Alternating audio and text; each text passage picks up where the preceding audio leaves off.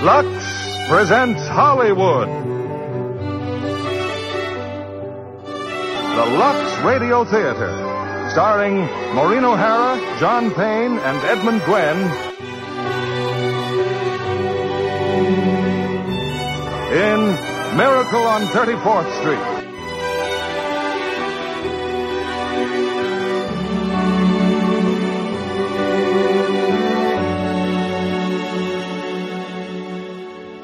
Hello and welcome to this week's Drama and Theater, brought to you by Dwayne Old Time Radio. This week we will listen to the classic movie adaptation, the adaptation of the movie Miracle on 34th Street. This was a very famous movie when it came out, and obviously it still is to this day, and it was a bit controversial of a movie when it came out. To have a movie that was made featuring a divorced mother with no father in sight and a man who claimed to be Santa Claus, Kris Kringle, the controversy was, one, you have a woman playing a divorce role, which at that time you had to be married to be in movies and on TV if you had a child. And two, Kris Kringle, is this man crazy or is he really Santa Claus? And to have a man who is presumed to be insane or crazy, because obviously there's not a real Santa Claus, that was actually a bit of a controversy at the time. Obviously people look at it now and maybe looked at it sometime later as just fantasy, but there was a bit of controversy about that when the movie came out.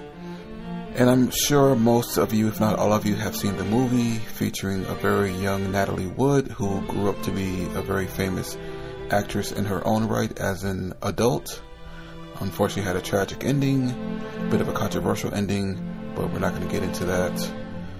This adaptation, featuring Maureen O'Hara and Edmund Gwenn in the previously mentioned Natalie Wood. This episode aired December 22nd, 1947. Lux presents Hollywood.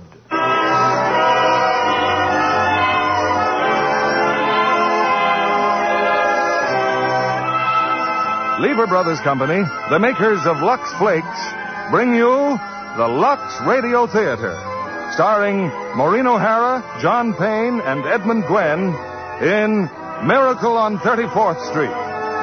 Ladies and gentlemen, your producer, Mr. William Keighley.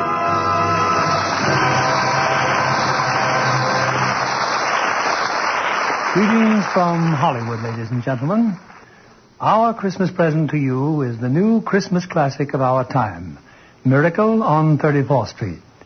It's wrapped in a gay covering of laughter, tied with a bright ribbon of good humor, and decorated with the 3 sparkling stars of the 20th Century Fox picture: Maureen O'Hara, John Payne, and Edmund Gwenn. This is a wonderful story for the whole family, and perhaps some families may be gathered around a Christmas tree as they listen. Others will be putting up this happy sign of the season in a few days with lights and ornaments and the shining snow that can be made with Lux Flakes. Later, we'll tell you how to do this trick with Lux. But right now, it's curtain time for the play that proves there's a Santa Claus. Miracle on 34th Street, starring Maureen O'Hara as Doris, John Payne as Fred, and Edmund Gwenn in his Academy Award-winning performance as Kris Kringle.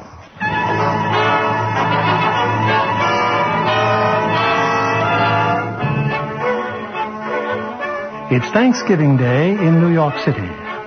On a broad avenue adjoining Central Park, an annual event is being joyfully awaited. The spectacular parade presented by Macy's department store to herald in the Christmas season. Away from the crowd are 2 of Macy's public relations experts. He's simply wonderful, Mrs. Walker. Just look at him on that float. The most realistic Santa Claus we've ever had. Why, he didn't even need any padding, did he? Padding? Why, didn't you notice his tummy? So round, so firm, so fully packed. Well, now that everything's under control, where on earth did you find him? I don't know. I just turned around and there he was. And to think that the man whose place he took was intoxicated. With a breath that would knock over a reindeer. Oh, just think if Mr. Macy had seen him. What if Mr. Gimble had seen him? Competition between our stores is tough enough. Well, the parade's starting. Let's stand at the curb. Not I, Mr. Shellhammer. I'm going home to relax. Anyway, I can see it from there. I live just around the corner. Oh, so you do. Well, I'll see you tomorrow, Mrs. Walker. And congratulations on finding the best Santa Claus in Macy's history.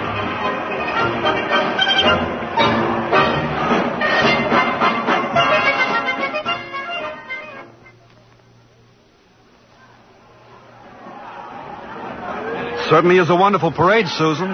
Just look at that clown. Gosh, what a giant. Giant, Mr. Gailey? There are no such things as giants. Well, not now, maybe, but in olden days there's... Really, Mr. Gailey? And you a lawyer. Well, what about the giant that Jack killed? You know, Jack and the Beanstalk? Everybody knows that's a fairy tale. And I agree with my mother. Fairy tales are silly. Come in. Good afternoon. Mother, my name's Ned. Oh, hello, Mother. I'm watching the parade. Mr. Gailey invited me. Hello, darling. Susie's told me quite a lot about you, Mrs. Walker. She told me quite a lot about you, too. The man in the front apartment. Well, this is all part of a plot, Mrs. Walker. I'm very fond of Susie, but I also wanted to meet you. At least you're frank. There's no Santa Claus. Oh, don't even mention the name. Why not, Mother? Well, that Santa Claus you see is a last-minute substitute. But why? Oh, remember the way the janitor was last New Year's? Oh, my. Tight as an owl. I see Susan doesn't believe in Santa Claus either. That's right, she never has. Well, that's the end of the parade. Mother, I've been thinking. It's Thanksgiving, and there are only two of us. Couldn't we invite Mr. Gailey? Well, Please don't bother. I'll just have a sandwich or something. But we have such a big turkey. Please, Mother, please. Well, Did I ask her all right, Mr. Gailey? Susie, shh. You asked fine, Susan. Dinner's at 3, Mr. Gailey.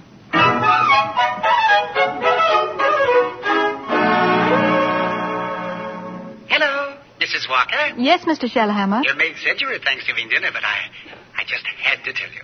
Your Santa Claus was stupendous. Well, thank you. Mr. Macy himself wants him to be our toy department Santa Claus. Oh, fine. Can you hire him? Oh, I already have. Oh, he's a born salesman.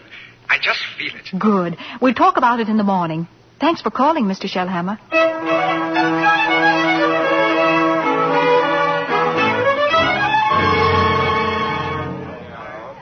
Here he is, Mr. Shellhammer. Here's Santa Claus. Oh, thank you, Alfred. Thank you. Good morning, Santa Claus. Good morning. Now, before you go to the toy department, here's a list of toys that we have to push. Huh? You know, things we're overstocked on. Now, you'll find that a great many children will be undecided as to what they want for Christmas. And when that happens, you immediately suggest one of these items. Do you understand? I certainly do. Fine, that's fine. Now, take the list, and Alfred here will show you to your throne in the toy department. And don't you forget, you're working for Macy's.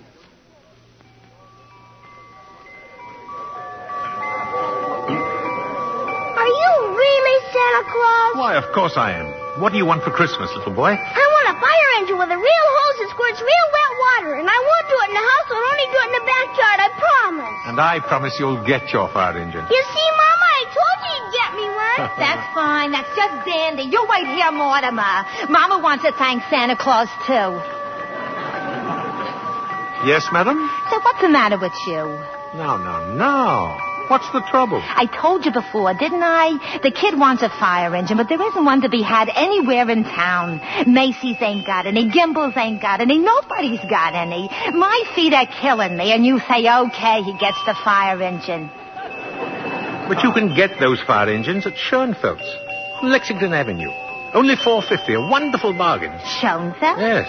Hey, I don't get it. Oh, I follow the toy market very closely. Macy's sending people to other stores? Yes. Are you kidding?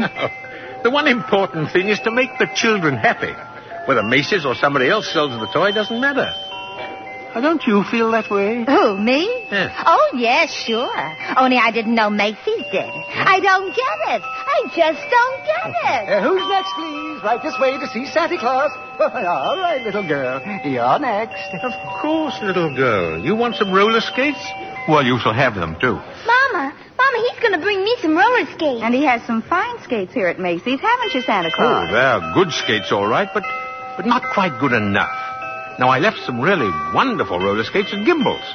I'm sure Gimbel's have just what this good little girl wants. Very good. Mr. Shellhammer, are you Mr. Shellhammer? Gimbals? Gimbals? That's just what he did say. Gimbals. The sales lady said I should speak to you. Gimbals. I just wanted to congratulate you and Macy's on this wonderful new stunt you're pulling. Gimbals. Imagine a big outfit like Macy's putting the spirit of Christmas ahead of the commercial. Gimbals. From now on, I'm going to be a regular Macy customer. All right, Mortimer, we're going. Gimbals!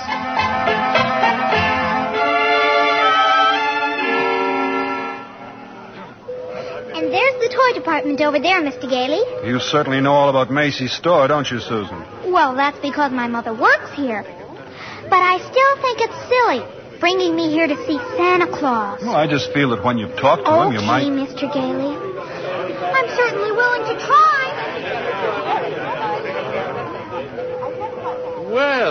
Well, what a fine young lady, eh?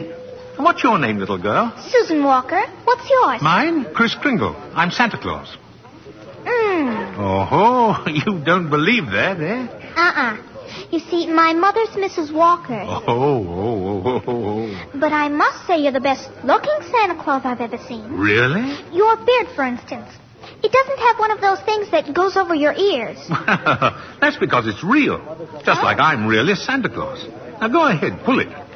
Oh, my goodness, it is real. Yes, yeah.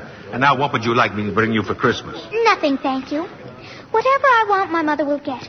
If it's sensible and doesn't cost too much. That's quite right, Susan. Oh, hello, Mother. Hello, Mr. Gailey. Hello. The explanation for all this is very simple. Your maid's mother sprained her ankle. She had to go home, so she asked me to bring Susie down to you. And as long as we were here, I figured we might as well say hello to Santa Claus. He has real whiskers, Mother. Susan, would you mind standing over there a minute? If you want me to. I shouldn't have brought Susie to see Santa, is that it?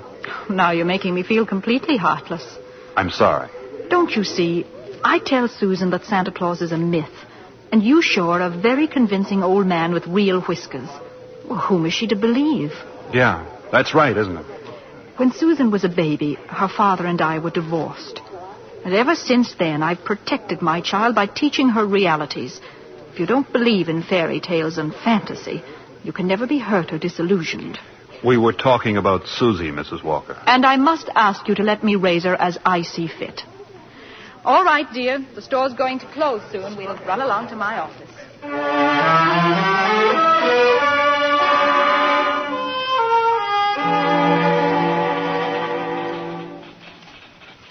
Alfred said you wanted to see me, Mrs. Walker. Oh, yes. Come in. I'd be grateful if you would please tell Susan that you're not really Santa Claus, that there actually is no such person. Oh, but Mrs. Walker, not only is there such a person, but here I am to prove it. No, you misunderstand. I want you to tell her the truth. Now, what's your real name? Kris Kringle, and I always tell the truth. Susan, I'll bet you're in the first grade. Second grade. I mean your real name. Well, that is my real name. My goodness, the second grade? Very well. I have your employment card right here. I'll look it up on that. That's a very cute dress you have on, Susan. It's from Macy's. We get 10% off. Oh. So, you always tell the truth, do you? Mm-hmm. Look at your employment card. Name, Kris Kringle. Address, Brooks Memorial Home, Great Neck, Long Island. You may call the home if you would care to confirm that, Mrs. Walker. It's a home for elderly gentlemen. Would you also like me to confirm this? What's that? Date of birth. As old as my tongue and a little bit older than my teeth. Place of birth. North Pole. Now, really. Why, I believe you doubt me, Mrs. Walker. And this tops everything. Next of kin. Oh, that. Dasher, Dancer, Prancer, and Vixen. I'm sorry to have to do this, Mr. Kringle? But the The Santa Claus that we had 2 years ago is back in town, and I feel that we owe it to him to... What, have I done something wrong? No. It's just that we feel... Oh, excuse me. Hello? This is Mr. Shellhammer, Mrs. Walker. Drop whatever you're doing. Mr. Macy wants to see us immediately. Oh, I'll be right up. I'm afraid I'll have to be very abrupt with you. I have to see Mr. Macy. You'll be paid for the full week, Mr. Kringle, and I'll send your check to that address. Come right in, Mrs. Walker. Mr. Shellhammer. Thank you, Mr. Macy. Now, about this new policy you two initiated. Macy's Santa Claus sending customers to Gimbel. Well, I can explain everything, Mr. Macy. You don't have to explain a thing. Just look at my desk. 42 telegrams and over 500 phone calls. Grateful parents expressing undying gratitude to Macy's department store. Why, you don't say. From now on, not only will our Santa Claus continue in this manner, but every salesperson in the entire store. You mean that if we haven't got what the customer asks for, we're to send him where he can get it. No high-pressuring and forcing a customer to take something he doesn't really want. I think that's wonderful, Mr. Macy. Why, we'll be known as the helpful store, the friendly store. The store that places public service ahead of profits. And consequently, we will make more profits than ever. As for you, Mrs. Walker and Mr. Shellhammer, you'll find a more practical expression of my gratitude in your Christmas envelope. Oh, thank you. Thank you. And tell that wonderful Santa Claus I won't forget him either. As a matter of fact, I'll tell him myself in the morning. Yes, indeed, Mr. Macy. Good night. Good night. Good night, Mr. Macy. And thank you again, sir. Oh, imagine a bonus. Yes. Well, what's the matter with you? Mr. Shellhammer, I just fired him. Who? Santa Claus. No, you couldn't have. But I did. He's crazy, Mr. Shellhammer. He really thinks he is Santa Claus. I don't care if he thinks he's the Easter Bunny. Find him.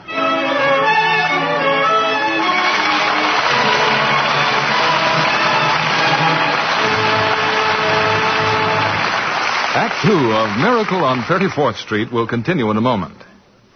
Well, Libby, have you given Santa your Christmas list? Yes, indeed, John.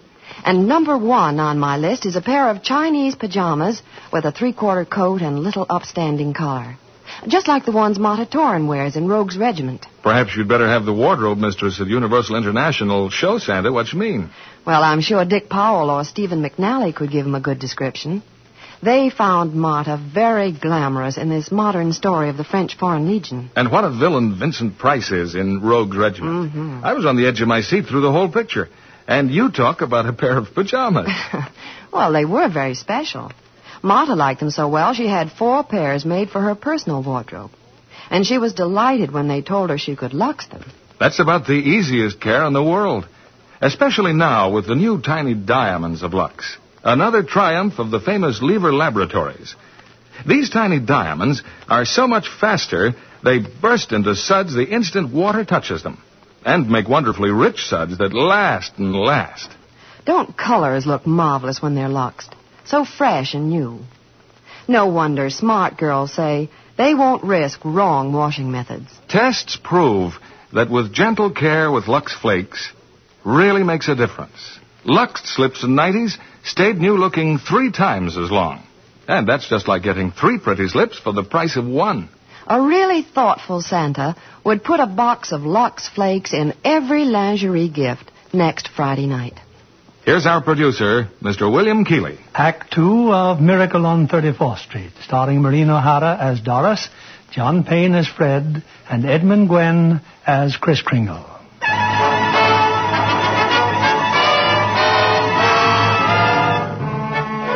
It was a frantic few hours that Doris spent last night, rushing out to the Brooks Memorial Home in Long Island and assuring Kris Kringle that Macy's wanted him back as Santa Claus. Now Kris is again presiding over the crowded toy department, while in her office, Doris and Mr. Shellhammer... Don't you understand, Mr. Shellhammer? That old man with the nice white whiskers insists that he is Santa Claus. Why, he's out of his mind. What if he should have a fit or something? Oh, no, I've got to tell Mr. Macy. Yes, but maybe he's only a little crazy. Anyway, you can't be sure until he's examined. We'll send him to Mr. Sawyer. Sawyer? In personnel. He's paid to examine employees, isn't he? And now, by the way, what do you think of this? What is it? A full-page ad Macy's is running in tomorrow's newspapers. Macy's is running it. But it's all about the other stores, Gimbals and Saks. I know. Mr. Macy's idea to help our customers find what they want. It's revolting, isn't it? That Santa Claus certainly has started something. Oh, well, I'll get a hold of him in his lunch hour and send him up to Mr. Sawyer.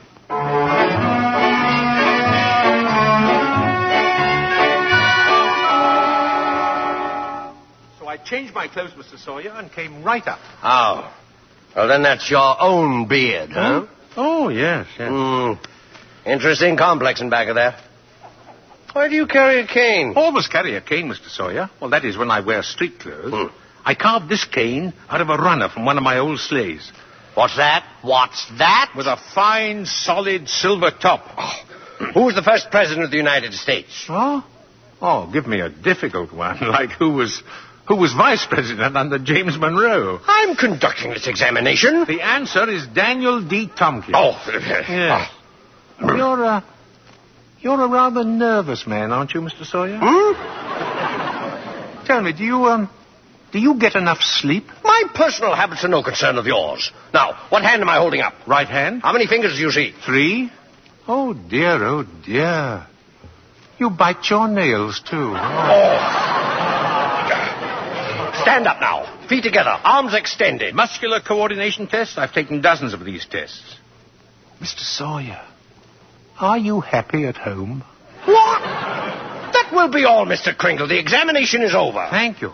Yeah, and it may interest you to know I've been happily married for 22 years. Very happily married. Delighted to hear it. Goodbye, Mr. Sawyer. Miss Pawn. Yes, sir. Get Mrs. Walker on the phone. Yes, sir. But your wife, Mr. Sawyer, she's called 4 times already. Well, you tell my big fat wife to shut up and mind her own business. Here's Mrs. Walker, sir. All right. Hello. Oh, I was just going to call you, Mr. Sawyer. Oh? There's a Dr. Pierce stopping by this afternoon at 3. Who's Dr. Pierce? He's the physician at the Brooks home. I thought we might discuss Mr. Kringle's case with him. Well, there's hardly any point in discussing it, Mrs. Walker. Obviously, the old man should be discharged.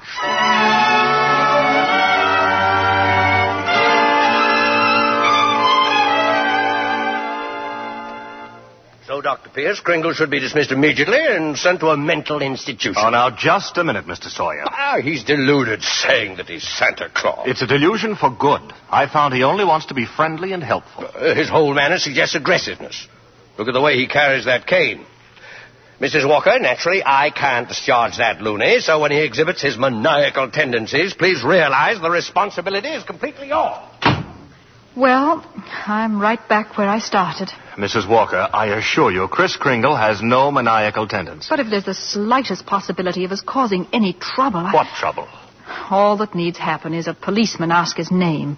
Kris Kringle, clang, clang, and Macy's Santa Claus lands up in the psychopathic ward. Well, you can prevent that very simply.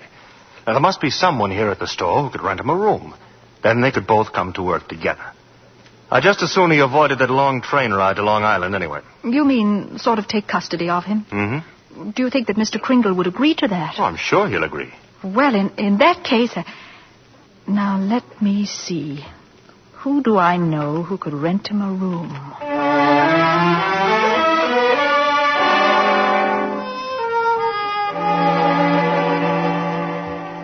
I'm glad you're going to have dinner with us, Mr. Kringle. Oh, thank you, Susan. I'm also very glad you're going to live next door with Mr. Gailey. Oh? Why? Because you're nice to talk to. Oh, I say, what a fine young man that Mr. Gailey is, eh? Just think, allowing me to share his apartment, a mere stranger. He did it because Mother hinted to him. Oh, well, anyway, I'm very grateful. Shall I tell you what I did in school today? By all means. Any games? Yes. And a very silly game, too. Oh? They played zoo, and each child was supposed to be an animal. Oh, but Susan, they were just pretending. But that's what makes the game so silly. Oh. Well, of course, in order to play games, you need imagination. Oh, that's when you see things, but they're not really there, huh? Oh, yes. Yes, but, you know, to me, imagination is a place all by itself. Now, you've heard of the French nation. Mm-hmm. And the British nation. Yes. Well, this is the imagination. A very interesting place, too. Now, how would you like to be able to make snowballs in summertime, eh? What? Or be the Statue of Liberty in the morning, and in the afternoon, fly south with a flock of geese? Well, I'm quite sure I'd like it, but... Oh, it's very simple. Very. Well, anyway, look here. The next time they play zoo, you can be a monkey. But I don't know how to be a monkey. Don't you? Oh, I'll show you. Now, first, you bend over a little, like this, see? Now, let your arms hang loose, see? Like this? Yes, that's fine, fine. Now, put your hand over here and start scratching, see? Yeah. That's it. That's it. That's excellent, Susan. That's as fine a bit of scratching as I've ever seen. Yeah. Now you start chattering. Chattering? Yes, now listen. See? And keep scratching. Now then, look here. We'll do it together, see? Chatter and scratch and chatter, see? That's fine, Susan. Fine. You're doing beautifully. Beautifully, yes.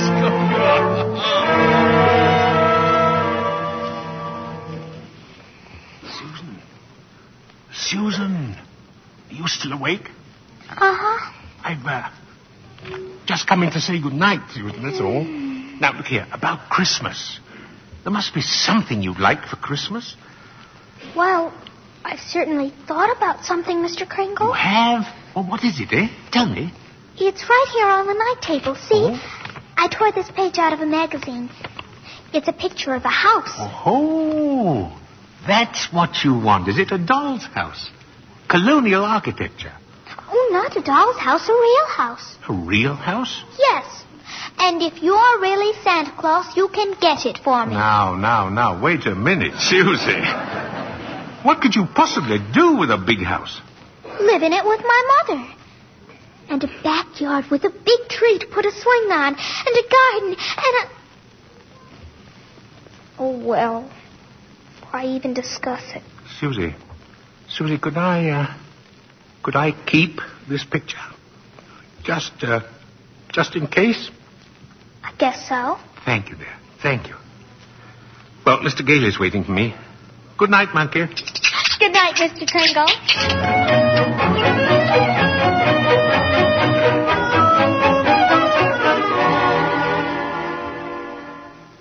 Take whichever bed you want, Mr. Kringle. You're very kind, really.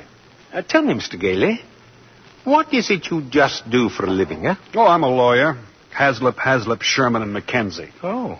And you like living here in the city? Well, it's convenient. But someday I'd like to get a place on Long Island. Huh. Not a big house, just one of those junior partner deals around Manhasset. Oh, one of those little colonial houses, eh? Yeah. A little colonial house would be swell. Good, yes. You're, you're quite fond of Mrs. Walker, aren't you? A lot of good it does me. She lives in a cast iron shell that's just a little difficult to penetrate. Oh. Well, you must try a little harder, Mr. Gailey. You know, Mrs. Walker and that child are a couple of lost souls. And it's up to us to help them. See? No? Yeah, Oh, well, shall I turn out the light? No. I'm not going to be cheated out of this. You know, all my life I've wondered about it, and now I'm going to find out. Tell me, does Santa Claus sleep with his whiskers outside or inside the cover? Oh, outside, of course. Outside, by all means. The cold air makes them grow. Oh, thank you very much.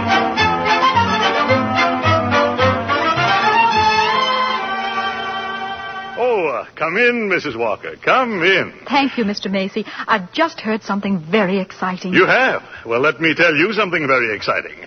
Our policy of being kind to customers has tripled our sales. Now, what do you think of that? That's wonderful, Mr. Macy. And Gimbals thinks it's wonderful, too. Gimbals? Gimbals are adopting the same policy. Well, is that so? And it gives me an idea. As long as Gimbals are doing the same thing, why not some pictures for the newspapers? Pictures? Yes. You and Mr. Gimbal shaking hands. Shaking hands? R.H. Macy and Gimbal? Well, yes. Yes, why not? With Santa Claus. It's a great idea, Mrs. Walker. Macy and Gimbal shaking hands.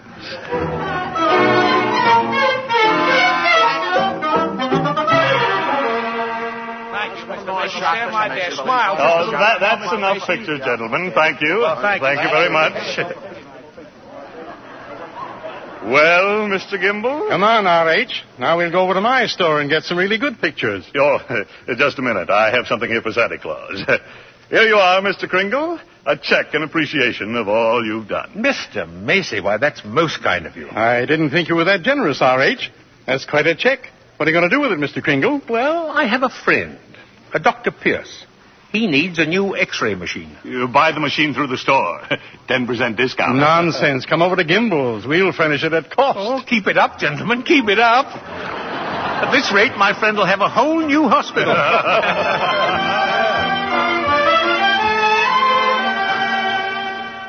How did the pictures turn out, Mr. Kringle? Oh, fine, Alfred, fine. How about a game of checkers during lunch, eh? Oh, not today, Chris. I don't feel so good. Oh? What's the matter, Alfred? Oh, nothing much. You remember I was telling you how I like to play Santa Claus over at the Y and give out packages to the kids? Yeah? Well, I was telling Mr. Sawyer about it, and he says that's very bad. That psychologically it's all wrong. Wrong? To be nice to children? Well, he says guys who play Santa Claus do it because when they was young they must have done something bad. Now they do something they think is good to make up for it, see? It's what he calls a guilt complex. Alfred, what else has he found wrong with you? Oh, nothing much. Just that I hate my father. I didn't know it, but he says I do. Excuse me. Hey, ain't you going to have lunch? Later. Right now, I have an appointment with Mr. Sawyer.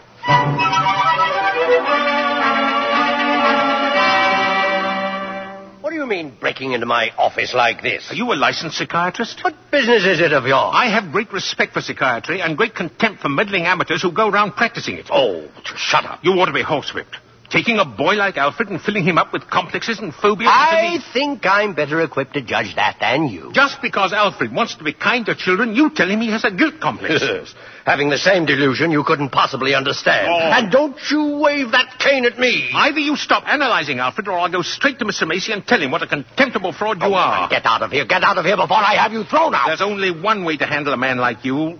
Maybe this'll knock some sense into you. Oh, help! Oh, my head! My head! Oh! Good day, Mr. Sawyer. Miss Prawn! Get me the police! Get me Mrs. Walker! Get me the psychopathic ward in Bellevue Hospital!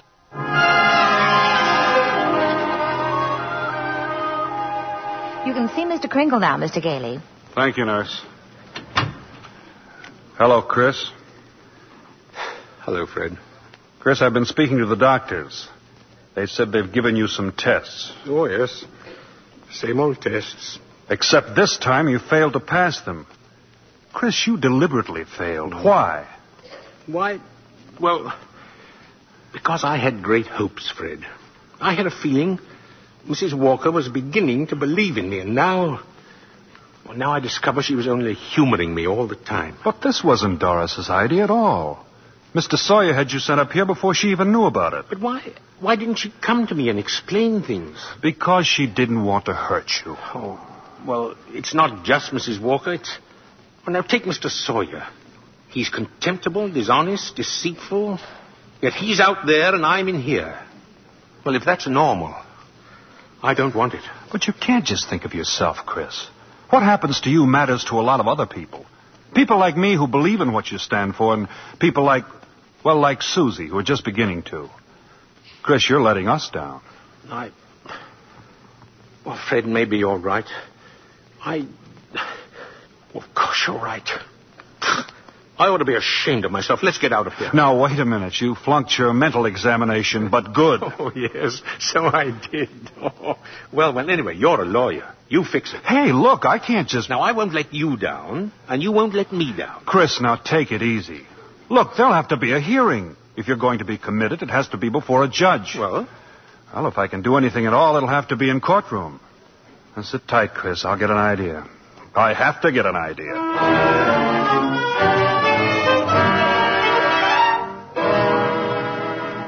You sent for me, Mr. Macy? I certainly did, Mr. Sawyer.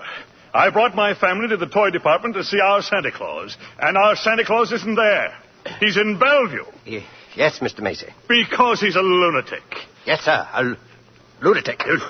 Lunatic, my foot. Now, you listen to me, Sawyer. You get that case dropped right away, or you'll have another lump to match the one he gave you.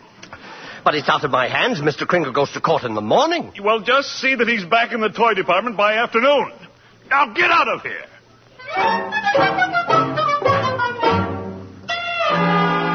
Oh, Mr. Gailey. Mr. Gailey. Yes? I've been looking all over for you. I'm Mr. Sawyer. Oh, so you're Sawyer? Yes. I was just speaking to the court clerk, and he said you represent Mr. Kringle. Well, I represent Mr. Macy. Oh, then I'll see you in court. Oh, no. That's what I wanted to speak to you about. Now, Mr. Macy would like to drop the whole case right now. You see, we're most anxious to avoid any publicity. No publicity, huh? Well, that's very interesting. Oh, then you'll cooperate? You know something, Sawyer? You've just given me the idea I've been searching for. Oh, good. If I'm going to win this case, I'm going to have public opinion and plenty of it. And publicity's just the way to do it. Thanks. And so long, Mr. Sawyer. Mr. Gailey? But Mr. Gailey!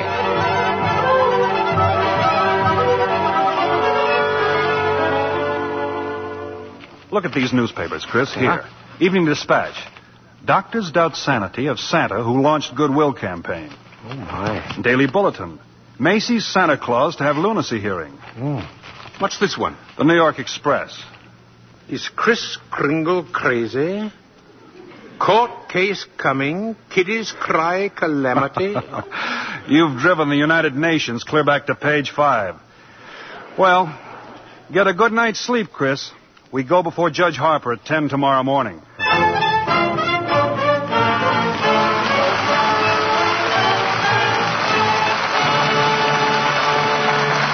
We pause now for station identification. This is CBS, the Columbia Broadcasting System.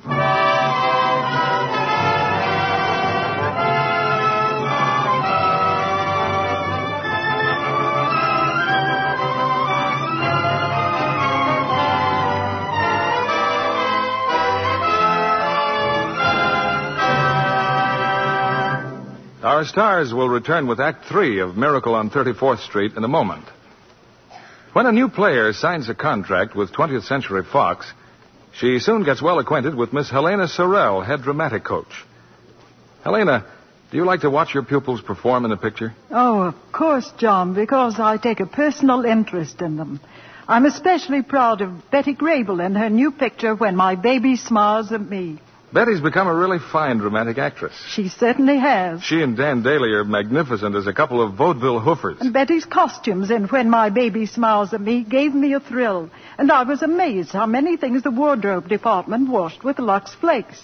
It reminded me of my theatrical days when I was on the road and lived in a couple of trunks. A box of Lux Flakes in each? That's absolutely true, John. I was never without it, in my hotel or at the theater. Well, then you've probably discovered that the new tiny diamonds of Lux are more wonderful than ever. They're so much faster and richer. Do more for you, too. They remove soil which other types of suds can't. Leave things cleaner, fresher. And Lux Flakes keep colors lovely. You're right there. That's why it's foolish to risk wrong washing methods that may fade colors. Actual tests show that with gentle Lux Flakes care, colors stay lovely up to 3 times as long. That's a good tip for girls who get nice blouses and sweaters for Christmas. Right you are. And thank you for coming tonight, Helena Sorrell. We return you now to William Keighley.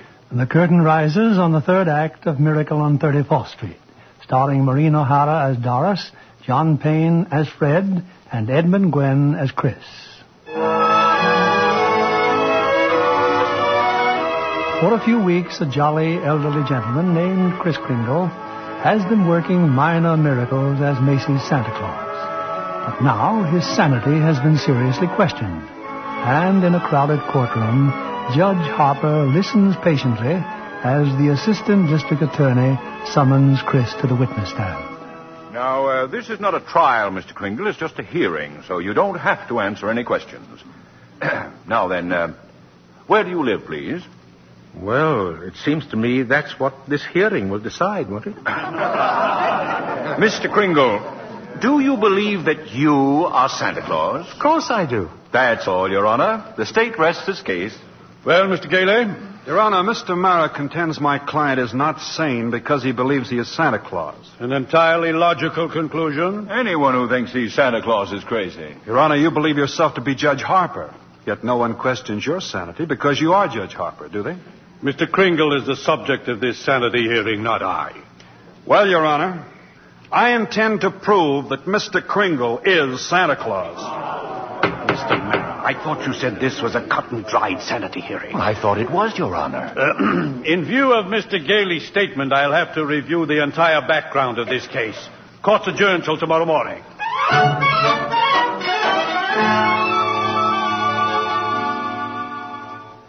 Hello, Doris. I'm sorry I'm late, but get ready. We're really going to celebrate tonight. What are we celebrating? Well, didn't you read the papers?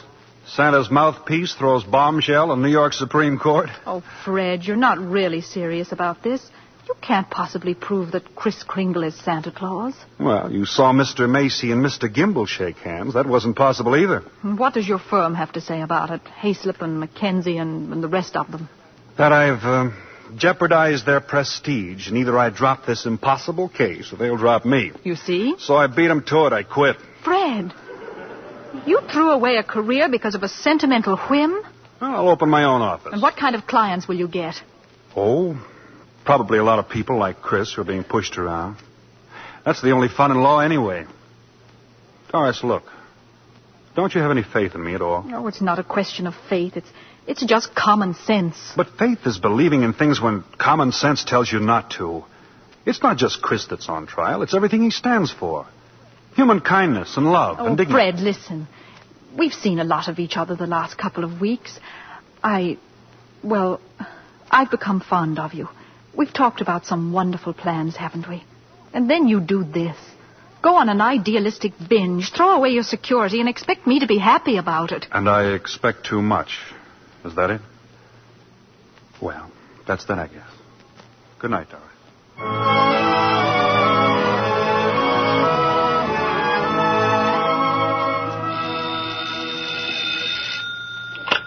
Hello. Yes, this is Mr. Mara. Well, can't it wait till tomorrow? I'm eating dinner. Who's been subpoenaed? Well, how do you think I feel about it? I'll see you tomorrow. Who's that, dear? R.H. Macy's been subpoenaed. Oh, my. Those reporters. They make me look like a sadistic monster who likes nothing better than to drown pussycats and tear wings off butterflies. Quiet, dear. Tommy's still awake. Oh, yeah. It'd just break his heart if he knew what his daddy is doing. I'm doing my job as assistant district attorney. Well, I'm not so sure, but that I agree with them. Mr. Kringle looks like a very nice old man, and I don't see why you have to keep persecuting him. I'm not persecuting him. I'm prosecuting him. I like the old man, too, but there's nothing I can do about it. You know something, Thomas? Sometimes I wish I'd married a butcher or a plumber. Well, if I lose this case, it's very possible you'll get your wish. R.H. Macy, I wonder what he's going to pull tomorrow. Proceed with the witness, Mr. Gailey. Now then, Mr. Macy, if you recognize the defendant, please tell us who he is. Why, Kris Kringle, of course. Do you believe him to be of sound mind? Sound mind? I wish I had a dozen like him. Mr. Macy, you are under oath. Do you believe that man is Santa Claus? Well, now, that's a rather delicate... Just think of those headlines tomorrow. Macy admits his Santa Claus is fraud. You keep out of this, Gimble. What did you say? Nothing, Mr. Barr, nothing. Well, I wish you would. Is that man Santa Claus? Yes, in my opinion, he most certainly is. Your Honor, there is no such person as Santa Claus, and everybody knows it. Can you prove there isn't any? I won't even try. I'll not waste the court's time with such childish nonsense. Your Honor, the prosecution requests an immediate ruling from this court. Is there or is there not a Santa Claus? Well, now, the court will take a short recess to consider the question.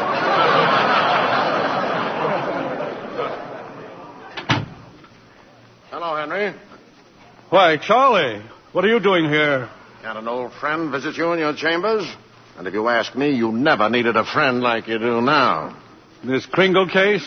Well, I certainly don't see what they're making such a fuss about. Henry, that's Santa Claus you've got out there. On trial for lunacy. This case is dynamite, and you're coming up for re-election soon. Charlie, you know what happened last night? Martha brought the grandchildren over. They wouldn't kiss Grandpa. They wouldn't even talk to me. You see what I mean? If you rule there is no Santa Claus, you better start looking for that chicken farm right now. I'm a responsible judge. How can I seriously rule that there is a Santa Claus? Because of what happens if you don't. The kids read about it and they don't hang up their stockings. Now what happens to all the toys that are supposed to be in those stockings? Nobody buys them. The toy manufacturers have to lay off employees. By now you've got the AFL and the CIO against you. Yes, and they're going to say it with votes, see? Oh, and the department stores are going to love you, too. Yes, sir, Henry. And what about the Salvation Army? They got a Santa Claus on every street corner. They take in a lot of money to help the poor. But go ahead, Henry. You go in there and rule there isn't any Santa Claus. But if you do, you can count on getting just 2 votes, your own and that district attorney's out there. 1 vote, Charlie. He's a Republican. Oh, well, let's get this over with. The question of Santa Claus seems to be largely a matter of opinion. The tradition of American justice demands a broad and unprejudiced view of such a controversial matter. But, Your Honor... This court, therefore, intends to keep its mind open. We shall ask for evidence on either side. But the burden of proof clearly rests with my opponent. Can he produce any evidence to support his views? If Your Honor please, I can. Will Thomas Mara please take the stand? Who, me? No. Thomas Mara, Jr. I believe he and his mother are both in court today. Hi, Papa. Hi. Tommy, do you believe in Santa Claus? I sure do. Gosh, he gave me a brand new sled last year. Now, what does Santa Claus look like, Tommy? Well, there he is, sitting right over there. Your Honor, I protest. Overruled. Tell me, Tommy, why are you so sure there's a Santa Claus? Because my papa told me so, didn't you, Papa? Thank you, Tommy. You can go back to your mother now. See you later, Papa. You certainly will. Your Honor. Don't forget, Santa Claus, this year I want a football helmet. Don't worry, Tommy. You will get it. Mr. Kringle, if you don't mind. I'm sorry, sir. Your Honor, the state of New York concedes the existence of a Santa Claus. But in so conceding, we demand that Mr. Gailey stop representing and presenting personal opinion as evidence. I insist he submit authoritative proof that Mr. Kringle here is the one and only Santa Claus. Well, Mr. Gailey, are you prepared to show that Mr. Kringle is Santa Claus on the basis of unprejudiced authority? Well, sir, no, not now. I need a little time. Why not now? Tomorrow, Your Honor. Very well. Court's adjourned till tomorrow morning. Whew. Oh, brother.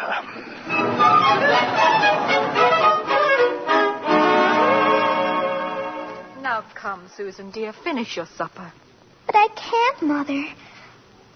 All those things they're saying in the newspapers about Mr. Kringle and Mr. Gailey. They're having this trial because he says he's Santa Claus. He's so kind and nice and jolly. He's not like anyone else I know. He must be Santa. You know something? I think perhaps you're right. Is Mr. Kringle sad now, Mother? I'm afraid he must be. Then I'll write him a letter. Maybe that'll make him feel better. I'll cheer him up.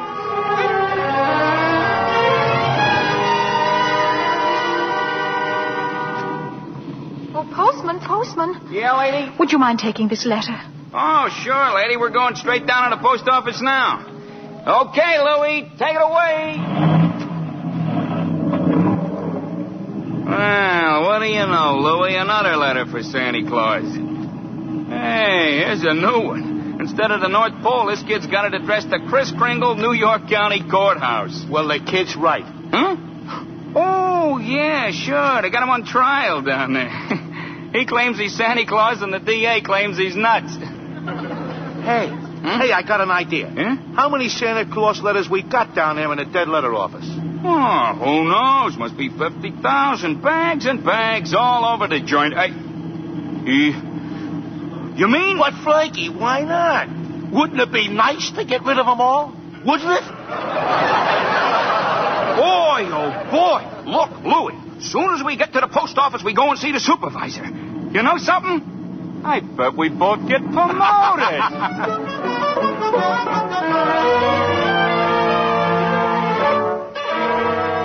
And since the defense has been unable to submit one shred of proof that Kris Kringle is the one and only Santa Claus, and since tonight is Christmas Eve, I ask Your Honor that this hearing be terminated without further delay. I protest. I do have evidence. 5 minutes ago, you said you didn't. During Mr. Mara's oration, the bailiff handed my client the evidence I refer to. What evidence? This letter, Your Honor. Oh, yes, Mr. Kringle? It's from Susan Walker. She believes in me. Oh, this letter means more to me than anything in the world. That letter, Your Honor, was delivered by the United States Post Office, an official agency of the federal government. The Post Office Department was one of the largest business concerns in the world. Last year, it did a gross volume of over $1 billion, and this year... Your Honor, I'm sure we're all gratified that the Post Office is getting along so well. But what bearing has it on the sanity of that man? My point is that the Post Office Department is a model of efficiency. Furthermore, the laws of this country make it a criminal offense to willfully misdirect mail or intentionally deliver it to the wrong party. The state of New York is second to none in its admiration of the Post Office Department. We're very happy to concede Mr. Gailey's... For the record, Mr. Mara? For the record. Anything to get on with this case. Thank you.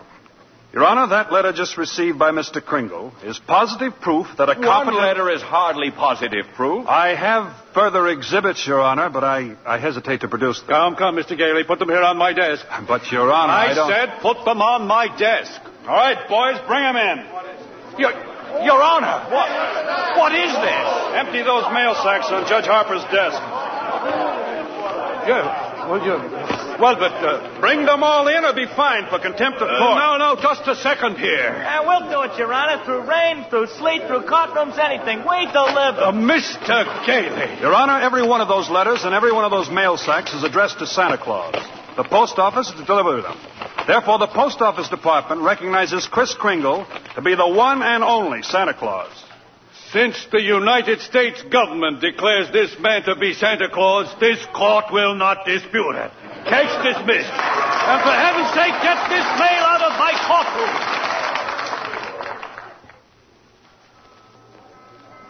So as soon as I got out of court, I came straight to Macy's to see you, Doris. Oh, Chris, I'm so glad you won. Well, we're having a big Christmas party at the Brooks home tomorrow morning. I'd like so much to see you and Susan there. We'll be there, Chris. Oh, Chris, couldn't you come home now and have dinner with us? Now? Tonight? Me? My goodness, Doris, it's Christmas Eve.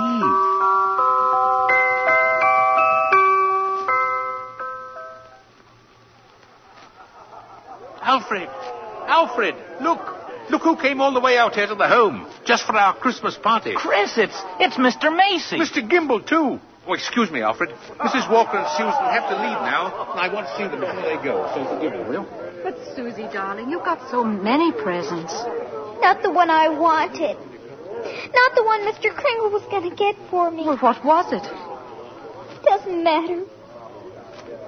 I knew I wouldn't get it, but I thought he'd at least tell me why. Susie. I'm sorry, Susie. I tried my best, but... You couldn't get it because you're not Santa Claus. Susan. Just a nice old man like Mother said. But I was wrong when I told you that. You must believe in Mr. Kringle and keep right on doing it. You must have faith in him. But that doesn't make sense, Mother. Faith is believing in things when common sense tells you not to. What? I mean, just because things don't turn out the way you want them to the first time, you've still got to believe in people. I found that... Hello, Doris. Fred. Mr. Gailey. Merry Christmas, Susie. Gosh. You just get here and we're ready to leave. Oh, I've been here. Oh. And if you're ready to leave, I'll drive you home. Before you go, here's a map I've made for you. You'll miss a lot of traffic. About 4 miles south, you will see Ashley Avenue. Now, that's the street you want. Ashley Avenue. Thanks, Chris. And Merry Christmas. Merry Christmas to you, Fred. And to you, my dear. And to you, Susie. I believe, Mr. Kringle. I do. Silly, I suppose, but I do.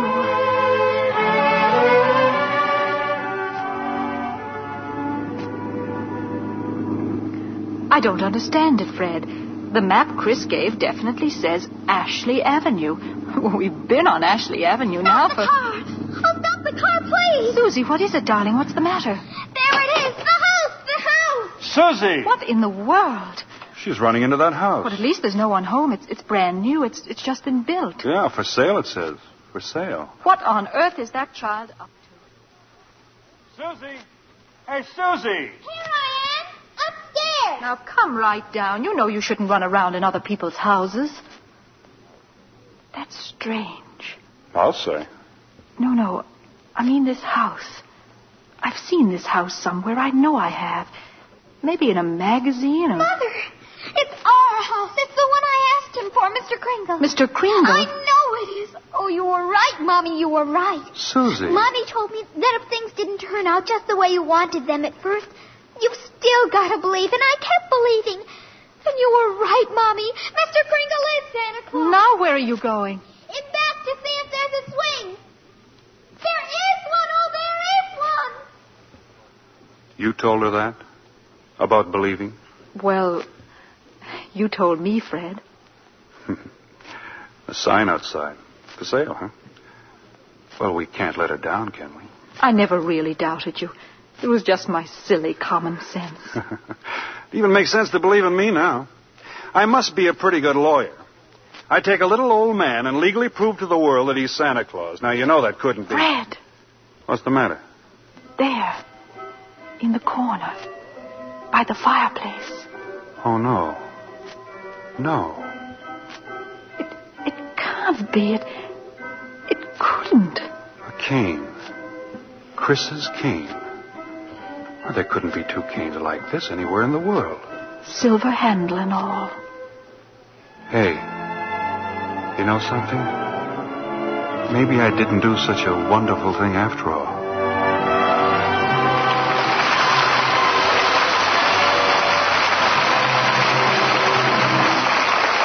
Before our stars return for their curtain calls, Libby Collins wants to tell you about the wonderful way to decorate your Christmas tree, as we promised at the opening of the show. You can give your tree that fresh from the woods look by covering it with real-looking snow you make yourself from a box of Lux Flakes. So many people have asked for the Lux recipe for Christmas snow that we gave last week. We'll repeat it tonight.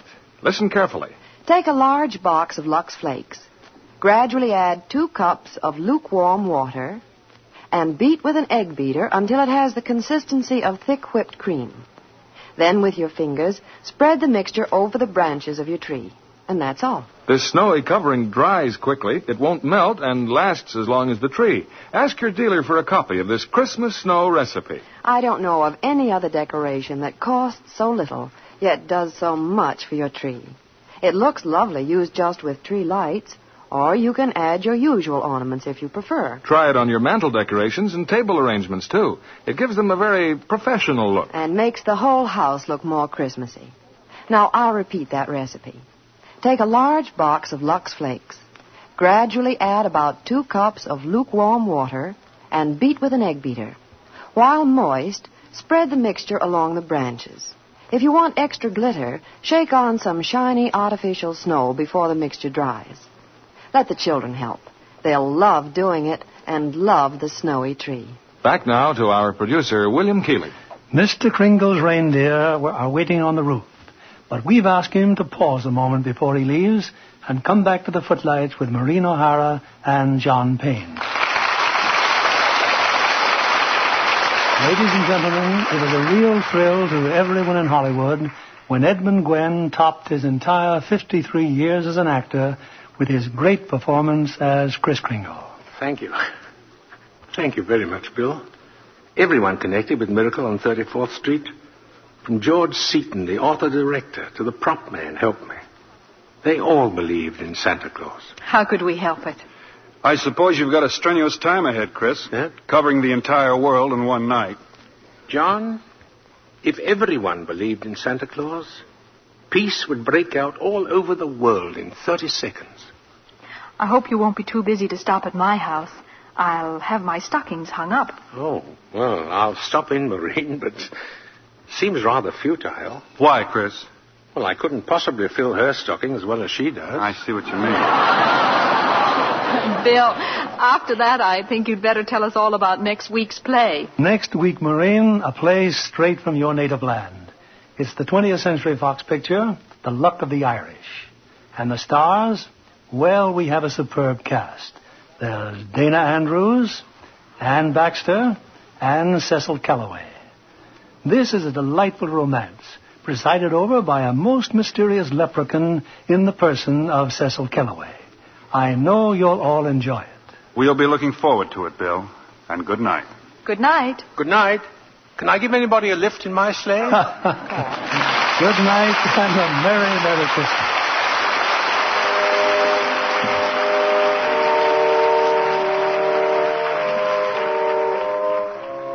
Before we meet again in this theater, the most joyful day in the year will have come and gone. There are, in our time, as in every time, a few foolish men who deride the spirit of Christmas.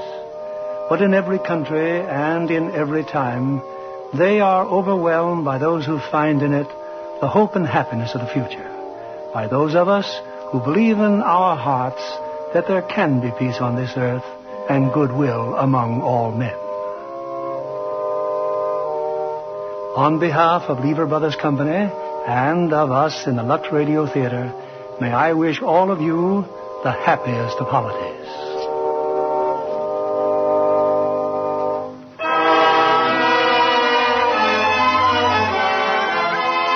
And we invite you all to join us again next Monday evening when the Lux Radio Theater presents Dana Andrews, Ann Baxter, and Cecil Kellaway in The Luck of the Irish.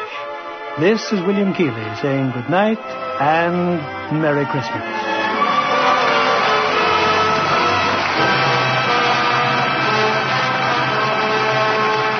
Maureen O'Hara appeared through the courtesy of 20th Century Fox, producers of The Snake Pit, starring Olivia de Havilland and Mark Stevens. Edmund Gwenn appeared by arrangement with Metro-Goldwyn-Mayer, producers of the all-star Technicolor musical Words and Music, based on the lives and music of Rodgers and Hart. John Payne will soon be seen in the Paramount picture El Paso. Be sure to listen next Monday night to the Lux Radio Theater presentation of The Luck of the Irish, starring Dana Andrews, Ann Baxter, and Cecil Kellaway. Stay tuned for My Friend Irma, which follows over these same stations. This is CBS, the Columbia Broadcasting System.